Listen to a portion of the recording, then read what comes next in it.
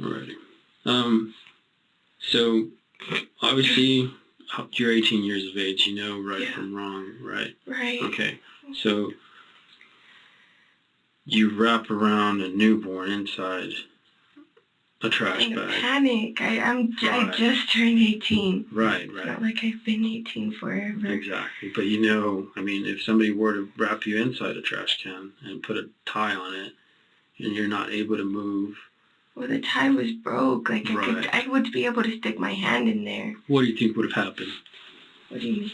So what do you think would have happened? You never notified law enforcement. You never called for EMS. I didn't. I'm still in.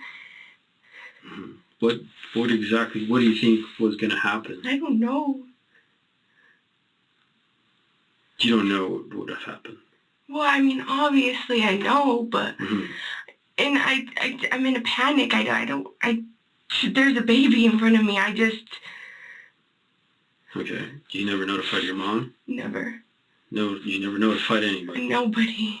Okay, so it's not normal behavior from any reasonable person to do what you did. What do you mean? It's not. In a panic when I just turned 18? Right. It still isn't, though. We're talking about a baby. Well, I know what you mean, but, like, I get what you mean. This is 18-year-old Alexis Avila. She is currently being questioned for abandoning her newborn child inside of a dumpster during the blistering cold. What Alexis isn't aware of is the severity of her actions, as she unknowingly committed a capital felony, which is punishable of life in prison. Alexis also believes her age will obtain her leniency throughout the entire interrogation. She will soon find out this is far from the case.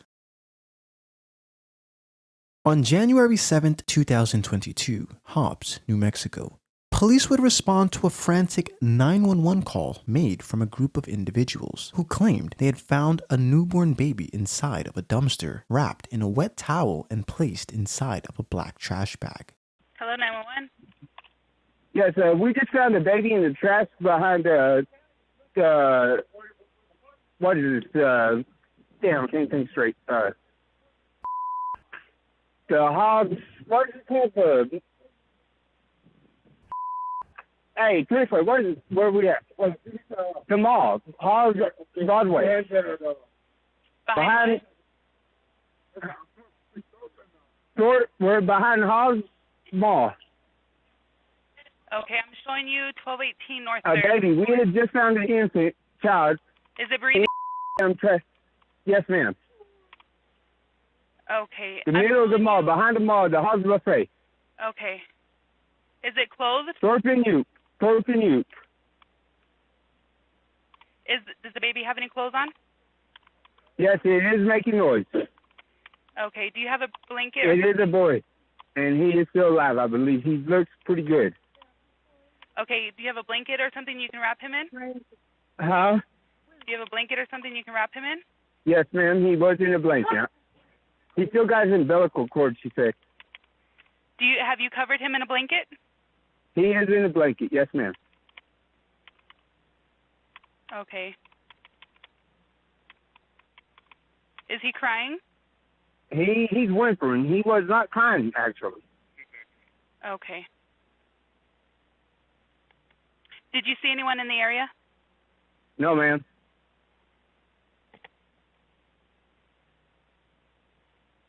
Okay. Anyone else there with you? Hold on. I'll let you talk to the man that has on the phone. Hold on. Okay. Hello? Hello? Hello? Did you find the baby? Hello? Hello, can you hear me? Yes, a little bit. They tell you can hurry. The baby, we found a baby here. Let's see stuff. We're you and Thorpe, right in the corner. Thorpe? It's Yes. behind this floor right here. The first cafeteria, we're in the back. Behind the first cafeteria? Yes, ma'am. Did you find the baby? Yes, ma'am. I was looking for some stuff in the dumpster, and we heard we heard something. I didn't know it was a baby, so I thought it was a baby cat. And we dig in, and then we find the little baby. Okay, can you tell me how he's doing right now? I need to know about the baby. Okay, I see with my girl. I mean, he's in the truck. He's in the truck with your girlfriend? Yes. What kind of truck? It's a GMC Sierra. What color? I'm right here behind the first secretary. Okay. Can you go? I need to know if the baby's breathing. Yes, I do. Okay, is he crying? I agree. Okay, hurry up.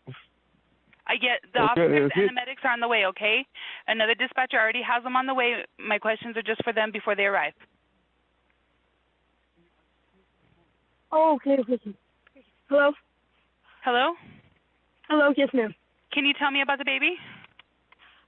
He's still got his umbilical cord, and he's freezing cold, and he's barely, he's drained, he's very, very, very weak.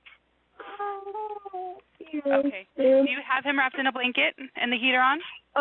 I got him in my jacket. I took that wet towel that was around him off of him. There are the cops. We got him. Okay, you got the cops? Yes, ma'am. And you said he was wrapped in a towel? Yeah. Okay. Yeah, we heard something, and what's it, they said it was some dog. Okay, I'm going to let you go sing. Oh my God, it's okay? A baby. Huh? I'm going to let you go sing. Speak to the officer. Bye. Bye.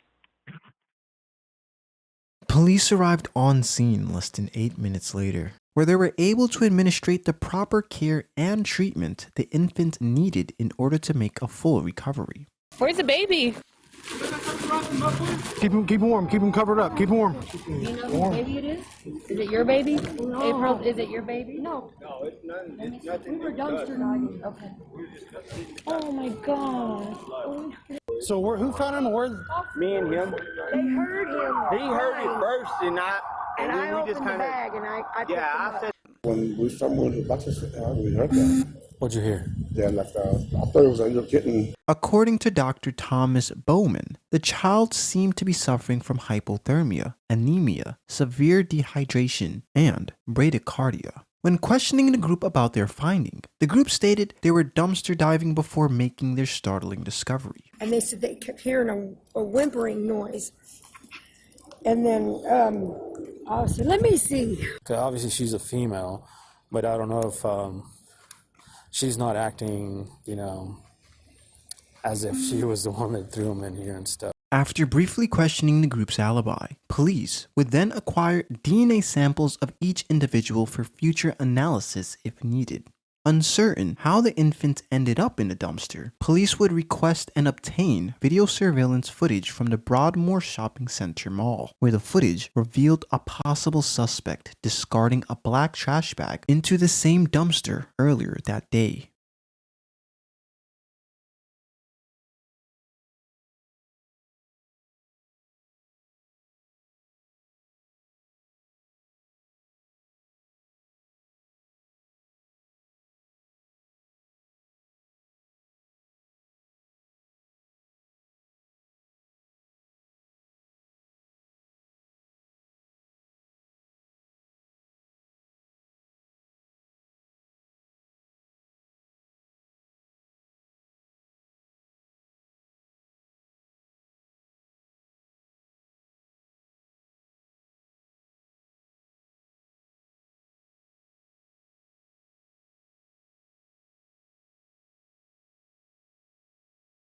The woman in the surveillance footage was identified as 18-year-old Alexis Avila, a high school student and a part-time worker.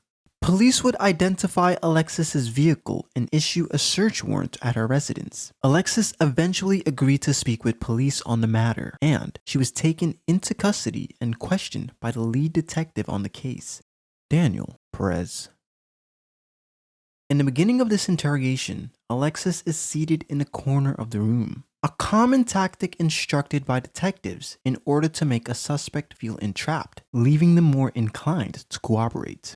With Alexis, this is no exception.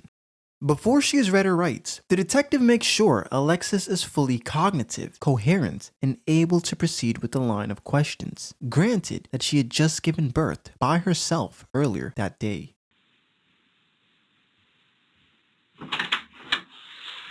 Thank you. Sorry. Oh, no worries. That's the closest thing I found. That's fine.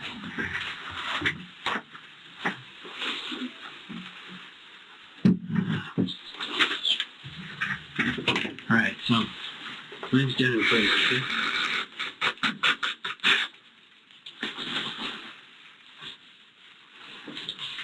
I'm Daniel Pez. I'm an investigator here with the hospital's department.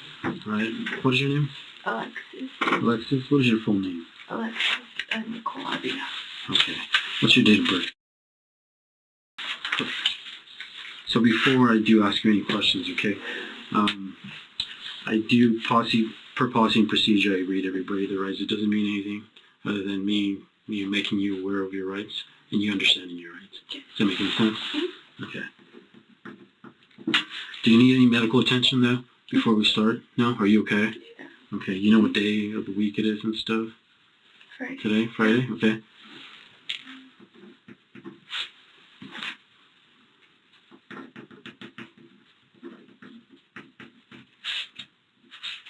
Alright, so there are bulletins. I'm going to read you each bulletin. If you have any questions, feel free to stop me at any point, okay? So, of course, you have the right to remain silent. You do not have to say anything at all. And anything you do say can be used against you in a court of law. Do you understand that part? Alright, second bulletin. Detective Perez now begins to read Alexis her rights. Since Alexis just turned 18, she is now required under New Mexico state law to be trialed and prosecuted as an adult.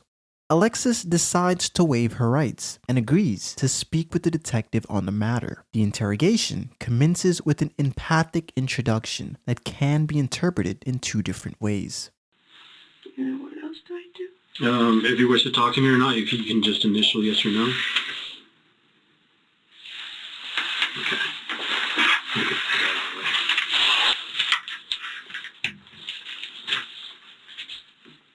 Right, so I know there's a lot, okay, to talk about, and I just want to ask you,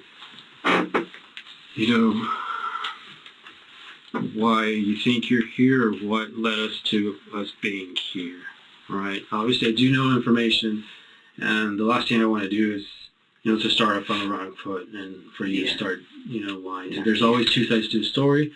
Obviously, I'm looking at a evidence standpoint, what we were called out to. I don't know what you're going through, if you're going through anything. We're all humans. Before me being a detective, I'm a father, I'm son and stuff like that. We're all human. It doesn't matter what rank we have or how old we are. All right, and that's why, I asked you to come out here and give me your side of the story. Okay, I'm not here to judge you. I'm not here to question you. I'm not here to accuse you. I'm not here to, belittle you. That's not what I do. That's not my job. So my job is to investigate, and that's exactly what I'm doing. All right. So if you can, I would kindly ask you just to tell me the truth, and we'll go from there, okay? The detective states not only is he an officer of the law, but a son and a father. This single-handedly played a role in the outcome of this interrogation, as we will soon witness the detective begin to get frustrated with Alexis's answers. So you want to tell me what's going on or what happened today or what led to this? I can tell you, but I need you to ask because then I can't tell you because I don't. Right. Okay. So, obviously I got confirmation that you were pregnant, okay? Right. I found that out yesterday.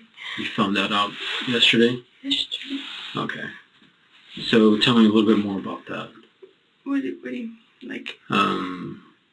So how is it that you found out, or how? Well, I've been having back pain really bad, and I got in an accident September of 2021. Okay. 2 years ago. And I just thought that's what it was. And the pain comes and goes, and so I didn't really think anything much of it. And it just kept hurting, and so my mom took me to the ER, and they just said that I had some kind of spray, and I don't even know what kind it was. Hmm. And they just gave me medicine for it, and it wasn't helping. Okay. But I still didn't think anything much of it. I gave them my urine sample and see if for infection or anything. Mm-hmm. There was nothing, I guess, I don't know. And then I just kept hurting, and so I went to the clinic, and they did a urine sample, and they told me I was pregnant, and that's when I found out. You said it was yesterday? Yesterday. And where did you go? What clinic? What hospital? The one on Del Paso. Del Paso? Okay. Which one? Lee? Yeah, that one. Okay. The one under construction. All right. Who took you? Myself. My parents were at work. Your parents were at work? Yeah. Okay. So I believe your mom said that she had accompanied you, or she took you, or she went with you? No, she didn't. Okay. I went by myself. All right. Prior to this interrogation, the detective has already questioned close friends and family members, ready to confirm or disprove Alexis's alibi. The detective claims that Alexis had prior knowledge of her being pregnant and isn't as spontaneous as she proclaims. This specific part of the interrogation will serve as a pivotal moment during trial as the defense manages to disprove the authenticity of the detective's statement. This information you said you gathered from somebody, right? Yes, ma'am. Somebody else had told you that. Correct. Maybe a kid from school? No. No, not a kid from school? No. A family member of a kid from school? No, it was an officer who had informed me of that information. Where did the officer get that information from? From the hospital staff member. Where did they get that information? That same night. Where did they get that information? Who she spoke with, I do not know. You do not know? I don't. You've never attempted to find out where that information came from? After realizing, as you just stated, as to when she would have found out she was pregnant, it was not pertinent for me to follow that lead. So you knew that information was wrong? After I did the math, yes. Okay. Though the detective believes his information to be correct, he continues the interrogation and reminds Alexis to always stay truthful. So, as I mentioned to you before anything, I like to speak, with the truth. Obviously, okay. I spoke to some people, and I know that back in March, is when you spoke to some people, and you told them that you were pregnant. So you had prior knowledge, all right? So I'm not gonna. Back in March. Right, No, somebody by the name of didn't. Walker. Do you know anybody, a friend of yours, a school friend of yours, that I spoke with, and she's the one that told me that you knew that you were pregnant. Walker. And that you did not want the child. Walker. Mm-hmm. Her mom is a nurse at the hospital.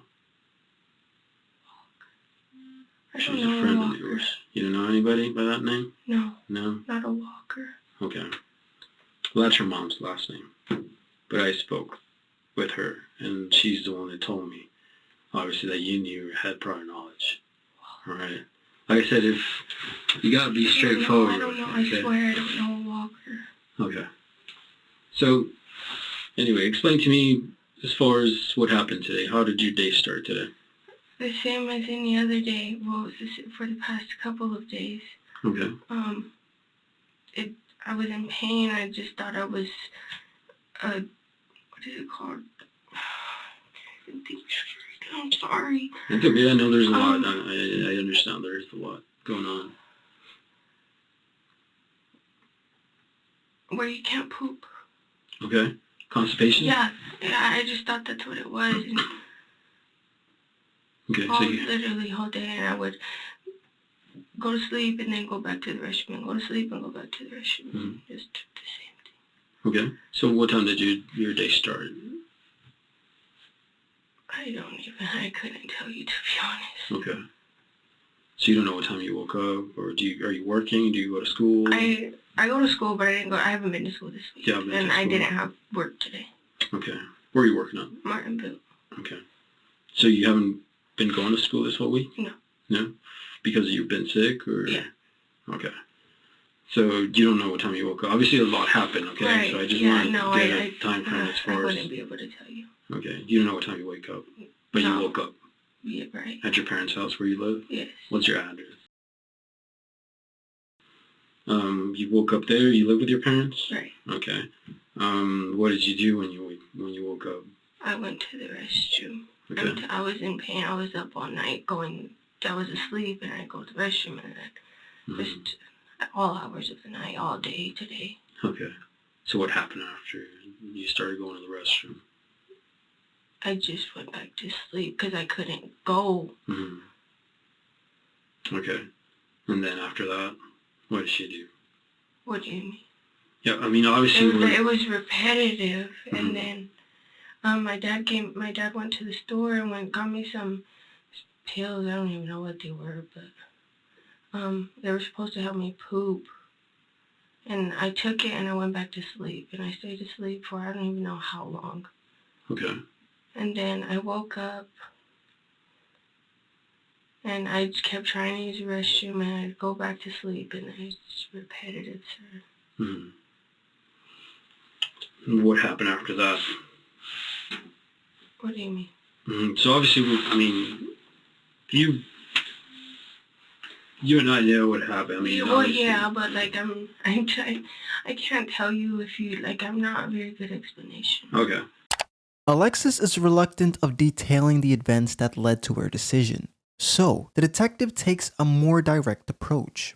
When observing Alexis's behavior, Alexis also fails to display genuine remorse, which can also be attributed to a form of detachment from reality. Dr. Susan Cave, a clinical psychologist, would later testify upon further analysis. She was able to confidently diagnose Alexis with being moderately impaired for attention, as well as bipolar I disorder. I gave her that test, and I found something that's very interesting, and I think it's key to understanding what happened here. And that is that she is moderately impaired for attention. Almost like a child with attention deficit disorder. Dr. Cave? Yes. You need to answer the question that's asked. And I think you've already answered it. You may ask your next question. So, So obviously you gave birth to a child. Right. I'm trying to find out where it happened, how it happened, or what led to that and stuff like that. I went to sleep, and then I woke up and I went to the restroom, and I was just trying, and then it came out, and I thought it was poop, and then it wasn't. Okay. So you were where? And you're at your house? Yeah, I was by myself. You were by yourself? Yes. Okay. I mean, that's not normal, right? Right. Okay, what happened after that? I was in a panic. I didn't know what to do. Okay. I was scared. Okay. What did you do after? I cleaned myself, and I just left it where it was, and I was scared, and I was trying to call my mom, but I couldn't because I was so scared. I think she's gonna hate me. Okay. What made you think that? Just because I just turned 18. I haven't been 18 for a month, and I'm the baby. Right. I understand. That's a lot to take. Okay, and that's why I'm here, getting your side of the story. You were home alone, or who was No, I was by myself. You were by yourself? Okay, and this happened where? In the restroom? Your restroom? You guys have separate restrooms? Yeah. No, there's one restroom. There's one restroom? Okay. What did you do after the fact? What do you Or mean? what happened? I mean, obviously... Like, I was just cleaning. I was scared. I didn't know what to do. Okay. And I just wrapped it in a towel. Okay. Did you ever thought of contacting, an ambulance, the fire department, go out there and check you out? I didn't do that. I was scared. I didn't know what to do. Okay, scared of what exactly? The baby had, like, it was nowhere. Right. But you're telling me that you knew yesterday, right? Yeah, but I didn't know I didn't know how, and I didn't know nothing. I knew, but I didn't, know it was coming today. Right. Alexis now admits to knowing, but didn't know it was coming today. This would serve as a quite controversial moment during trial, as the real question remained: Did Alexis discard her newborn spontaneously as she proclaims? Or did she deliberately plan and premeditate her actions to get rid of her own child? So it was unexpected. Right. You weren't expecting it to happen. No. Did you contact anybody? No. Okay, you said you didn't contact your mom? No, I tried, but I couldn't. I was scared. Mm-hmm. Okay, so there's a difference between being scared. I mean, I understand you're young, you don't know, obviously, but if both you and I know that pregnancies, they're pretty obvious. Your stomach starts growing, you got several different symptoms and stuff like that. I didn't know nothing. Right. I didn't have nothing. I just thought I was gaining weight. I was eating more. Nothing changed. Mm-hmm. So you're in the restroom, you give birth, you wrap it into a towel. What is that? Your towel? What color towel? I don't even remember, to be honest. Okay, so what was your next act? What else you do after that? I just left and I drove around and I just put it to where I put it. Okay, where are we talking about? Put it where? I mean, obviously I know where you went and you didn't put. Right, like I had the trash bag in the car. Okay. If you couldn't tell, the car is messy. Mm-hmm. But I put it. So. And then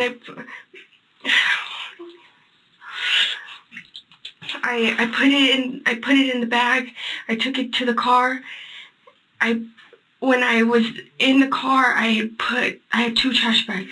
Okay. I took one with me, which is the one that I had, and then I put it again, and then I drove around and I didn't know what to do, and I just put it in there. Okay. Where did you go? What do you mean? Where did you drive to? JCPenney's. I was in that area. I live in that area. Mm-hmm. So where did you throw the garbage bag?